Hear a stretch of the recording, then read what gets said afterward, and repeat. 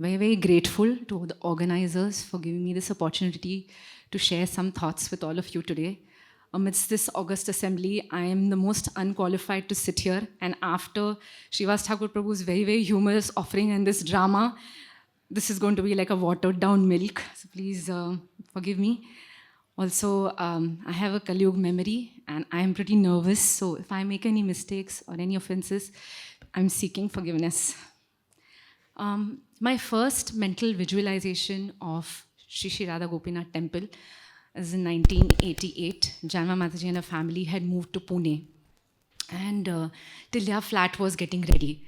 Mataji's deities, Shri Shri Radha Shamsundar, were very, very beautiful. But the family constantly spoke about this Radha Gopinath temple at Chowpatty, particularly the devotees in Radha Gopinath temple, and of course the wonderful His Holiness Radhanath Swami Maharaj. So, our imagination, because we had not really seen anything, was always on the overdrive. What is this Radha Gopinath temple at Chowpatty?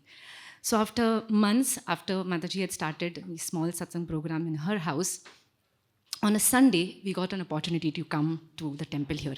And that became the trend in the early years for all the Pune devotees. Taking a train in the morning on Sundays from Pune, attending the Sunday Love Feast, as it was called then, and returning back by the evening train to go back to Pune. So the first physical impression of 7 km Munshi Marg, when we came by taxi from VT station, was it didn't look like a temple at all. For a 9-year-old from Goa, whose only ideology of temple were these large ancient stone structures, with ancient architecture. This temple didn't seem like a temple at all. And I remember whispering to my mother, "It doesn't look like a temple." And she shushed me and said, "Keep quiet."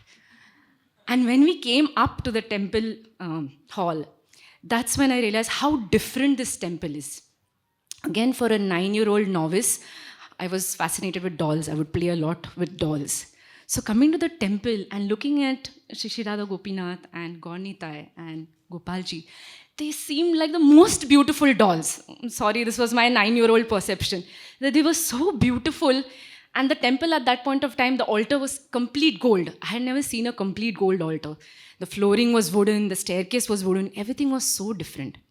But what struck us even at that point was the openness and the warmth with which the congregational devotees welcomed us. It just felt like such an encompassing hug, and so filial. And this feeling was constantly reiterated in the years to come when the Pune devotees would come for the Sunday Love Feast program, or when they would come there were different congregational programs happening all over Bombay, small private programs. Somehow we were invited, and this feeling just built up constantly, this feeling of warmth and love. Lovingly, the Bombay devotees would tell us, "Are, Pune wale aa gaye?" So that we would feel that connection, Pune wale aa gaye. The second big impression that I had of our temple and the culture of our temple is after my marriage, when I moved in 2000 to Mumbai. At that point of time, we were living in JJ Hospital, and my master's course was to start in a couple of months. So I had a couple of 2-3 months, I had some free time. And very, very fortunately and kindly, I got this opportunity to assist in the backroom service under the guidance of Her Grace Mother Raseshwari. And that is when I also learned, those 3 or 4 months, I learned some important lessons about what should be the attitude of service. Now, when you take a darshan and today's darshan is the most amazing darshan. When you take a darshan of our deities, if you really observe very, very carefully, you'll see that the deities are dressed to perfection. Everything is properly aligned. This contrast, there's all the principles of art that are involved. There's harmony, there's balance, everything. The jewelry is matching, the decoration is matching, very theme-based, and it's all very, very beautiful. And this same pattern was there even 30 years before. But if you go to the back room, where there are so many drawers, where all the paraphernalia of the deities is stored, this drawer is also, all these drawers are as meticulously arranged as the way the deities are dressed. All the pieces of jewelry are aligned, everything is coded by color, everything is put in its shape, the turban cloths are also ironed to perfections, there are no creases, everything is systematically put. And nobody actually, other than the pujaris, sees these back room drawers. And sometimes the pujaris are not even aware who is doing this service. But come rain or shine, twice a day, after the Shringar Seva and after the Shayan Seva, these drawers are arranged with the same amount of feeling, with the same amount of love and the same Seva attitude, not for any sort of accolades or appreciation, just for the pleasure of Radha Gopinath. So the lesson learned was maybe the Seva may be external, which everybody else can observe, or the Seva is happening behind the doors and nobody is watching them. The same bhav, the same care, and the same time is invested without discrimination, without expectation. So this culture of care, this eye for detail, this seva bhav, it's not magically developed in a day. The cultivation of this bhav has begun with the building of Shri Shri Radha Gopinath Bhakta Samaj. And this particular cultivation involves the internal construction of the hearts of all our congregation devotees, the expert hands of all the senior masons that are guiding the devotees, under the watchful and the masterful eye, and also the guidance of a visionary architect, as Raja Gopinath Prabhu mentioned, His Holiness Radhanath Swami Maharaj, under the umbrella of Srila Prabhupada's ISKCON, which can be very loosely connected to a construction company. Now you may be thinking, why is she talking so much about construction and building? The theme I was given is Srishti Sthiti Pralaya, construction or creation, maintenance, and dissolution. So that is what I'm going to be speaking about today. And normally when you hear these three words, they seem very, very mundane. In Mumbai, currently, everywhere construction is going on. Everywhere things are being broken. And it causes a lot of inconvenience to Mumbaikars, right? But if you see these three topics with the lens or the spiritual perspective, we'll realize that this cycle is constantly happening in all of our lives, devotees' lives, externally also and internally also. As an educator right now, all our focus is towards the National Education Policy of 2020. It's called the NEP 2020. And it's geared it's geared in a way that, the ideology of Narendra Modi ji, our PM Narendra Modi, his idea of Vikasit Bharat, a developed India by 2047. That's the ideology. And many principles and concepts are spoken in relation to NEP 2020. One of the ones that is predominantly spoken is that if an educational organization has to flourish, has to grow, has to do better, then the pedagogical leadership has to move from singular or central leadership to the concept of a shared leadership. And this ideology is just being spoken now in education spheres. But if you take note, our congregation has been very, very successfully and firmly following this philosophy of shared leadership from time immemorial. Again, the insightful ideation of His Holiness Radhanath Swami Maharaj. The other concept that is spoken in relation to NEP 2020 is to foster 21st century skills in our children. And these 21st century skills are many, but three that are very commonly spoken about is creativity, communication, collaboration. Again, three values that have always been followed in our temple. And I'll cite a few examples to show you how. Let's take creativity. Whether it's these amazing outfits, or whether it is the decoration and the themes during festivals, even during ordinary days. Take the Chandan Yatra, take the flower festival, take Janmashtami. So much creativity we can see, or so much thought and effort that is put into making sure that devotees get the best experience possible. Our dramas, the drama that you saw today, the drama festivals that have been conducted, that have been directed by our seniors from 25 years plus. Again, so much of creativity infused in them. Also, even something as simple as the way the prasadam is transferred during the yatras with the trolley system. So many more examples I can cite where so much of innovation and so much of ideation is infused, and this is expertly applied to all services in our temple. The next is communication. Whether it is our welcoming of the guests by traditionally saying Hari Bol 3 times, whether it is our mentoring system and our counseling system that has evolved over the last so many years, whether it is the amazing online or offline study courses like Bhakti Shastri, Bhakti Vaibhav, JOSD, so many courses available. Whether it is the simple apps that are available for the devotees or the various WhatsApp groups to connect the devotees to make sure that nobody feels left out, even if they're not able to visit the temple, so that nobody experiences FOMO, fear of missing out. Or our Radha Gopinath media and ISKCON Desire Tree.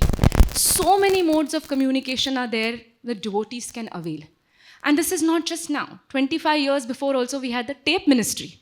And the tape ministry had these cassettes which devotees could borrow. And there were kirtan cassettes, and there were bhajan tapes, and there were lecture tapes, some by Srila Prabhupada, some by Maharaj, some by other disciples of Srila Prabhupada. So everything was available for different flavors for different devotees. Not just that, book distribution. Book distribution is not just a thing that is happening now. It's a service that has been happening from ages together. And we also had the Sunday Flash, if those of you remember. The Flash would give updates about all the happenings of the Radha Gopinath Bhakta Samaj. So this indicates to us that communication is something which our congregation took very, very seriously. The goal was always to keep the devotees connected for their pleasure, so that nobody feels left out. And then we have collaboration, where there's the programs that are conducted today, the programs that were conducted 30 years ago, the yatras of today, or the yatras of 30, or the very, very respectful and the kind relations that the grihasthas and the brahmacharis have with each other. Every single service is infused with this spirit of collaboration. And this is what makes every program or every venture of our community very, very successful and very, very pleasing to the heart. So all these values that I've spoken about and so many more are responsible for the shaping and the reshaping of the hearts of our devotees. But what is holding all of this together is this culture of care that flows through every service, every gesture, every thought, and every action. The philosophy always has been people over projects. Yad yad atarati shreshtas tattate vituru jana. Whatever the great leader does, automatically the followers and the well-wishers imbibe. And every culture of care or example of culture of care that you see in the devotees today is because that level of culture of care we have seen in the behavior and in the demeanor of His Holiness Radhanath Swami Maharaj. I'm going to cite two examples. One was the yatra in 92-93, which was to Mayapur Dham and Jagannath Puri Dham. The first leg was in December 92, which was in Mayapur Dham, and on 31st, the devotees were to leave from Howrah station to Bhubaneswar station by an evening train for the Puri Yatra. And those times, there were only 120 or about 150 devotees who attended the Yatra, and the complete organization of the Yatra was done by the Yatra committee, right? From ticketing, to the booking of the rooms, to the staying arrangements, everything was managed perfectly and in a very, very organized manner by the Yatra committee. What nobody could predict was the Calcutta traffic. On that 31st night, the bus which had the Prabhujis in it moved ahead and reached the station. The bus which had the Matajis and the children got stuck behind, and so was the van which was carrying the prasadam that was behind the Mataji's bus. That too was stuck. And somehow the Prabhuji's bus reached the station and the Prabhujis were able to board the train. And a couple of times they tried pulling the chain because the Mataji's bus hadn't reached, but to no success. And just as the Mataji's bus rolled into the station, the train departed. Two Matajis managed to jump off and climb into the train. The rest of us, we were stuck because in those days, the luggage was kept in the overhead, the overhead container of the bus. Any which ways, we got the luggage down and all the children and the luggage was because it was Howrah station, not very known for its safety. So the luggage and the children were put together in a circle and the Matajis formed this protective circle around. And again, this was not the era of cell phones, right? So how do we communicate with the Prabhuji's group that has already gone ahead to Bhubaneswar? So somehow, by the mercy of Jagannathji, a special train was to leave that night, depart that evening, 31st night, and managed to procure and get tickets. And all the Matajis and the children boarded the train. And the prasadam was with us, so the Prabhujis had gone hungry without any prasad that night. So everybody was inconvenienced and through no fault, because we could not predict the Calcutta traffic. It was the most amazing sight. Next morning, when we reached Puri station, was His Holiness Radhanath Swami Maharaj was there, waiting to welcome all the Matajis and the children, along with the Yatra committee members. And believe you not, Maharaj went to every single Mataji, every single child, and with folded hands, apologize to them for the inconvenience caused, something that was absolutely not any of his fault. So this is that culture of care that I'm talking about. Come back several years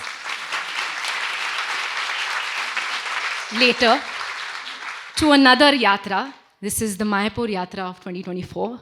Somehow, as technology does, on day one, somehow the sound system did not cooperate and the lecture did not happen.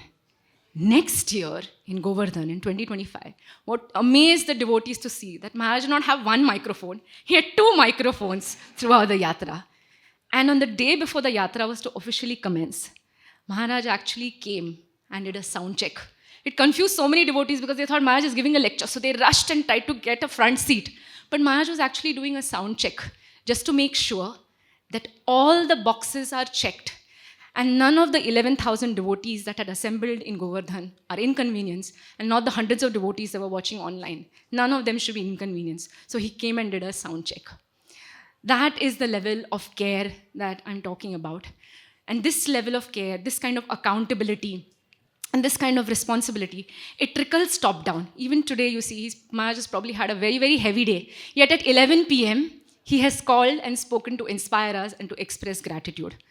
So again, yad yad acharati shreshtas tat tat te vitarodhanat. So this culture of care is what holds or cements all this shaping and the reshaping of the hearts and the consciousness together. And this is what makes our temples community so special. Where there is construction, there is obviously going to be demolition, there is going to be destruction. And if you take a look at our temple also, our temple didn't look like this 30 years back. Yes, there were wooden flooring, but the wooden flooring was very different. The staircase was also wooden. The deity's altar and deity's room has also changed several times. Deities went to different places and devotees had to go to different places in the temple to take darshan. And so many were confused at that time. So many devotees were inconvenienced. And the thought was, why is so much of construction happening? But the thing is that a visionary leader has a 360 purview. And he's able to see that the necessity of change for evolution. And the goal is simple, for the pleasure and the service of the Vaishnavas and the pleasure of their lordships. So when we come to the temple and when we take darshan, as our hearts are shaping and reshaping, a lot of demolition is also going on, which we sometimes forget. When we take darshan, associate with devotees, all our present and past conditionings, our false ego, the nasty habits that we have, the wrong association, the wrong things that we are doing, these are slowly being demolished, whether we believe it or not. All we have to do is have the faith. Have the faith, sincerely try to do our sadhana, and just remain in the association of devotees. It is actually that simple. It is our mind that makes it so complicated. And then after you have your construction, you have your maintenance. So you have your destruction, what you have is maintenance or expansion. When we look at our Radha Gopinath temple, which started so small in 1988, today the extended services that we have are so many. Whether it is our Govinda's restaurants, whether it's the Govinda's Annexure, the South, whether it is our gift shop, whether it is our Sunday fun school, whether it is our satellite centers, whether it is the zonal centers, whether it is the Bhaktivedanta Hospital, whether it's the Govardhan Eco Village, and whether it is Gopal's Garden High School. Where there is purity in intention, expansion is a given. And since I'm from Gopal's Garden, I'd like to just speak a little bit about Gopal's Garden. The same culture of care has also permeated through every aspect or through all the functioning at Gopal's Garden too. So Gopal's Garden started in 2001 at the request of a devotee parent. And the reciprocation was immediate. That is perfect communication. Very, very collaboratively, devotees got together and creatively, flats were procured at Siddharthnagar. And the school started in these rented flats. There was no expertise. There was no experience. All that was there was heart and this intense desire to serve the community. But beneath all this was a culture of care. And 25 years later, as Gopal's Garden celebrates its 25th year this year, where we are serving 820 children today, have a staff of 100 team members. The same culture of care continues to flow through all our functioning. And again, if you were to believe it, construction is happening even at Gopal's garden right now, where our building is expanding from the 4th floor to the 7th floor. During COVID, where all the school managements were scrambling to stay afloat because things were very, very tough and were struggling to survive and were laying off the non-additional teachers and the support staff. Our school management, which comprises of all the senior leadership of Shri Shri Radha Gopinath Bhakta Samaj, it's called Shri Chaitanya Educational Trust, did the exact opposite. Very, very magnanimously, every teacher was taken care of. Not only did the teachers lose their job, everybody received financial remuneration, just like was not COVID, just like was a regular day. And not just that, this care was extended even to our children. Regardless of the fact whether our parents could pay the fees or not, no child was denied learning or education. Again, this culture of care. So in a world today, which is teaching